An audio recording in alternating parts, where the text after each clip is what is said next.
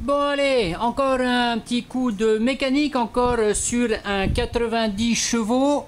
Mais ça c'est un modèle 6FP de 2019. J'ai grosso modo 1500 heures dessus. C'est celui sur lequel j'avais fait le rodage de soupape. Et bah, qu'est-ce que j'ai comme problème? Il y a un problème de fuite d'huile.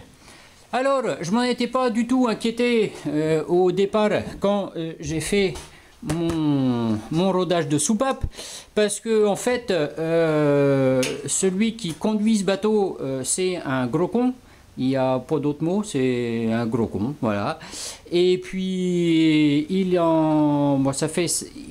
C'est sa 4e saison, je crois, qu'il est là. Et puis, il est toujours incapable de maintenir son réservoir d'essence propre. Il est incapable de mettre de l'huile sans en foutre partout. Hein. Bon, là, le bouchon, il est juste ici.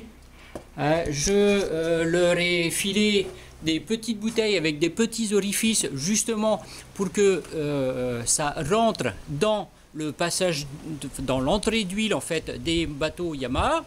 Donc c'est quand même super simple de mettre de l'huile sans en mettre une seule goutte à côté.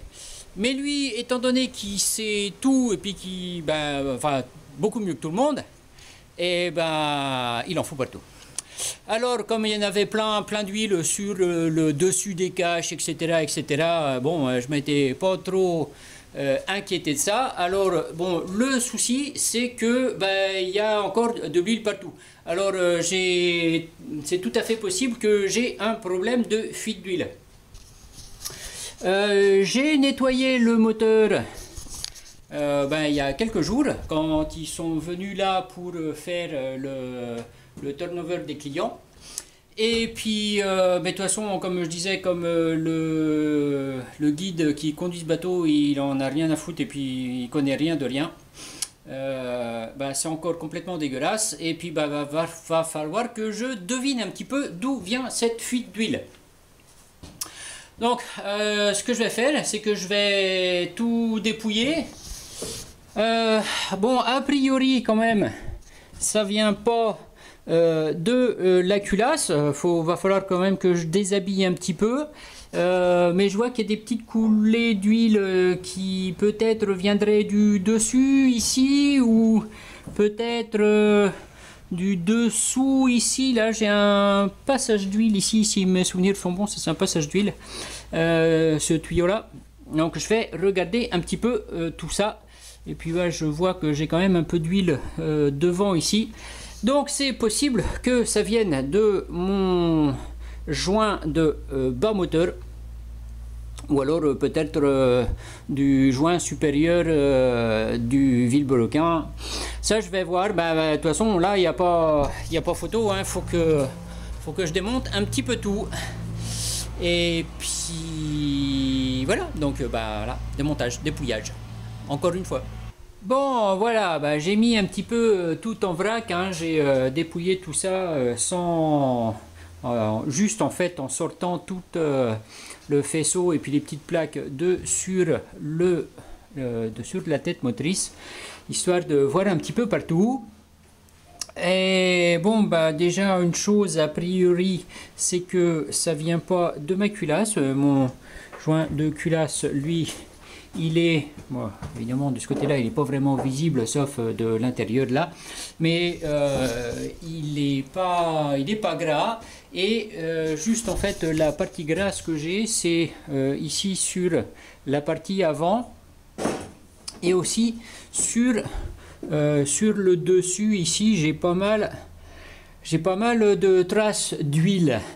Bon, déjà j'ai vérifié ici, ça vient pas de ma sonde d'huile, puisque ça c'est la sonde de pression d'huile. Ici, j'ai un bouchon, ça vient pas de là non plus. Là, je sais plus ce qu'on a là-dessous, là. Je sais plus ce que c'est que ça. Il faudra que je démonte, que je regarde. De l'autre côté, là, en fait, c'est de l'eau. Mon gros tuyau ici, c'est aussi de l'eau. Bon, ça suit de l'huile. Enfin, j'ai de l'huile qui coule un petit peu derrière, mais parce que ça vient du dessus ici. Ma plaque là, je me recule un petit peu. Ça, c'est de l'eau aussi. J'ai pas de passage d'huile. J'ai vite fait en fait, j'ai essayé à la clé de donner un petit coup de serrage sur toutes mes vis là du carter, du bas carter, juste histoire de voir si j'en avais pas une qui était dévissée, mais a priori c'est pas le cas. Donc et je crois que ma fuite vient de là en fait, de mon joint de vilebrequin. C'est gras là-dessus. Bon, déjà le problème, c'est comme je disais, qu'étant donné que le guide qui conduit le bateau, il est bon à rien quoi. Et puis il faut de l'huile partout. C'est pas toujours facile d'essayer de trouver en fait d'où est-ce que ça vient. Mais étant donné que j'avais moi un petit peu quand même nettoyé sur le dessus là, ce qui était accessible, et puis là en fait je trouve de l'huile au niveau de sous le volant magnétique ici et sous la magnéto en fait, et puis mes capteurs. Donc c'est tout à fait possible quand même que ça vienne de là. Alors je vais, pour sortir le joint là-haut, je suis obligé de sortir le joint le bas du carter. Par contre, ce que je me souviens plus, c'est est-ce que je peux sortir le carter ici sans déposer toute la tête motrice. Parce que là, je vais avoir le changement de marche, la tige de changement de marche ici qui va m'embêter, mais je vais essayer quand même de démonter la tige de changement de marche pour voir si je peux sortir mon carter. J'ai pas de vis en dessous sur le bas. Les plus basses en fait elles sont ici et sur le côté là, hop, que je pousse la tige de commande de papillon. Donc là je vais voir si en enlevant ma tige de changement de marche, je peux sortir mon carter sans déposer ma tête motrice. Ce qui quand même serait pas trop mal, ça va m'économiser un petit peu de travail. Et puis comme on est en fin de saison, et puis que moi je fais ça pour la saison prochaine, ce serait bien quand même que je finisse de réparer ça avant que je parte. Bon j'ai décollé tout ça, hein. Seul problème c'est que évidemment ça sort pas, hein. Donc voilà, dépose de la tête motrice, c'est-à-dire qu'il va falloir que je finisse de sortir tout un petit peu ce qu'il y a autour, parce que là ça pendouille au bout des fils. Et puis, bah, voilà quoi, démontage à partir du pied, les vis qui sont dessous. Et puis un peu plus de travail que prévu. Alors, j'ai déjà évidemment calé la distribution, puisque pour enlever le joint ici, il va falloir que je sorte ma courroie. Ça y est, ma tête motrice, elle est enlevée. Hop, là, il n'y a plus rien. Là, il n'y a plus le dessous. Alors, ben, comme en fait, comme sur les 61P, donc c'est un modèle 6FP, comme sur les 61P, il y a les deux petites vis à défaire en fait en dessous. Là, sur les côtés, en fait, on n'en a que deux de chaque côté, enfin une de chaque côté comme ça, une de chaque côté ici, et puis hop, une de chaque côté en fait, juste ici dessous, qui tient justement le devant au niveau du bas du carter ici. Sinon, bah non, sinon hein, c'est à peu près normal. Alors maintenant, j'ai plus qu'à sortir ça. Évidemment, il faut peut-être que j'enlève ma dernière vis. Et allez. Ça va venir. Ça va venir, ça va venir, ça va venir. Ouais. Bon, et là, bah, je vois que ici, c'est vraiment plein d'huile. Là, en fait, sous mon joint là. Donc, il y a quand même de très fortes probabilités que ça venait pisser autour de mon joint. Donc je collerai ça à la pâte. Bon, juste une petite chose quand même sur le palier intermédiaire, c'est-à-dire le palier médian, le troisième, que ce soit en partant du haut ou en partant du bas. Donc ici en plein milieu, on a deux demi-coquilles, enfin deux cales comme ça. Avec, on voit ici qu'il y a deux marques, et en fait ces dépressions ici, c'est légèrement en creux, hein. Ça c'est le côté qui vient toucher en fait le vilebrequin, et non pas sur l'autre côté. Si je, en fait, dans l'autre partie sur mon carter, donc là pour moi c'est le haut, donc le médian, et on voit bien ici que si je nettoie un peu, en fait on a, je vais essayer de ne pas me mettre dans la lumière, on a ici un espace qui est nettement plus grand que sur les autres, et ma petite cale en fait va venir comme ça faire le calage entre mon carter et le vilebrequin, et donc les rainures là iront côté vilebrequin, et ça hop là-dedans. Faut faire attention aussi, on a un tout petit joint qui vient se placer là, qui sort du côté de la pompe à huile, et là en fait ça vient juste faire de l'étanchéité ici, et pour pas qu'on ait de fuite. Bon allez, toutes mes parties sont nettoyées, ce plan de joint là, le plan de joint ici aussi, mon spi qui va aller sur la partie haute comme ça, et c'est surtout celui-là qui était en défaut. Ben, j'avais des grosses traces d'huile en fait sur les côtés. C'est bizarre, il avait été monté sec, et je croyais qu'on montait ça au joint. Donc de toute façon, moi je vais le monter au joint. Même chose pour la pompe à huile qui est là. J'ai un joint qui est sur le côté, qui va venir s'emmancher ici dessous.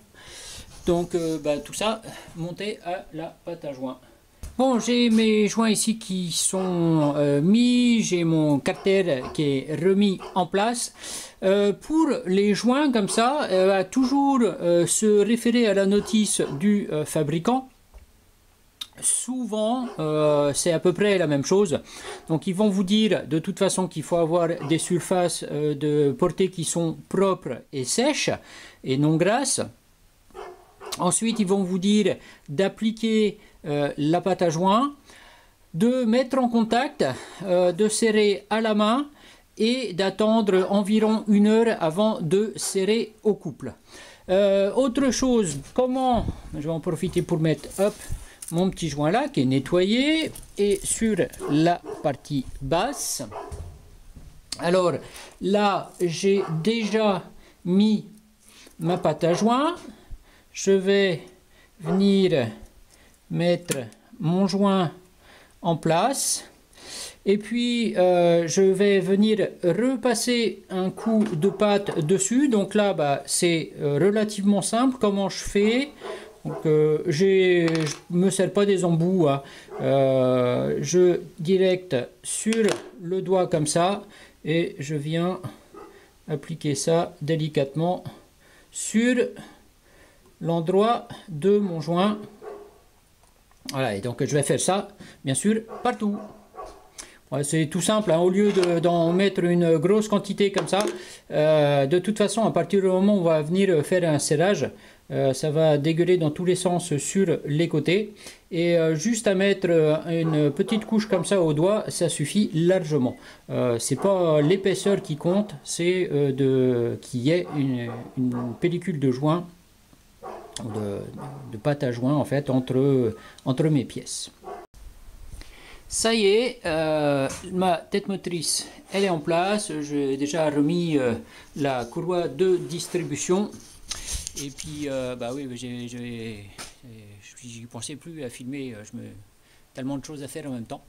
Et puis, bon, de toute façon, on s'en fout. Hein, vous avez qu'à aller voir l'autre vidéo qui parle de la courroie de distribution.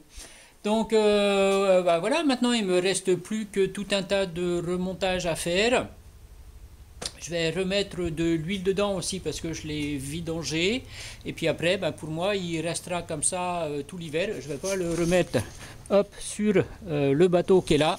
Le bateau, je vais l'entreposer avec les autres et avec tous les autres qui vont venir. Parce qu'au total, des bateaux, je crois que j'en ai 18, 19 avec le Grey Seat qui est là-bas.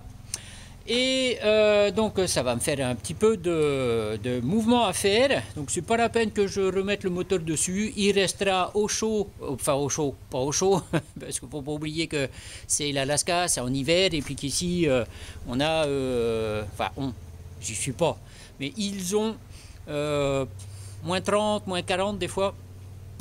Donc on va pas dire que c'est vraiment au chaud, mais au moins à l'abri des intempéries à l'intérieur de mon container.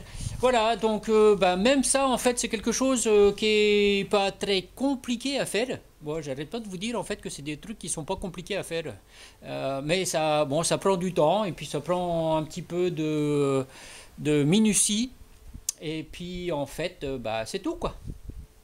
Bon. Moi j'ai encore pas mal de taf, je vais pas vous filmer du remontage hein, parce que c'est juste faire à l'inverse de ce qu'on a fait au niveau du démontage. Donc ça c'est à vous de vous débrouiller un petit peu. Et puis j'espère que cette vidéo vous aura été utile encore une fois.